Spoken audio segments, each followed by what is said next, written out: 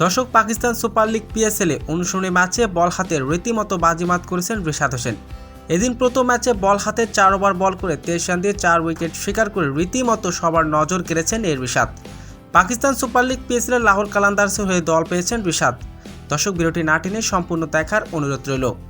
ইতিমধ্যে শুরু হতে যাচ্ছে পাকিস্তান সুপার লিগ পিএসএলের আসর। আজ মাঠে বসতে যাচ্ছে।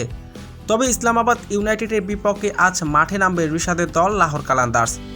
তবে উদ্বোধনী ম্যাচে আজ বাজিমাত করবেন বাংলাদেশের লেগ স্পিনার রিশাদ হোসেন। অনুশীলনী ম্যাচে এদিন বল হাতে রীতিমতো সবার নজর কেড়েছেন এই লেগ স্পিনার। অনুশীলনী ম্যাচে একের পর এক উইকেট তুলে নিয়ে রীতিমতো সবার নজর কেড়েছেন এই ক্রিকেটার। অনুশীলনী ম্যাচে এদিন 4 ওভার বল করে 4 উইকেট শিকার করেছেন 23 রান দিয়ে। রিশাদের এমন বিধ্বংসী বোলিং থেকে রীতিমতো দিশেহারা শাহিন শাহ আফ্রিদি।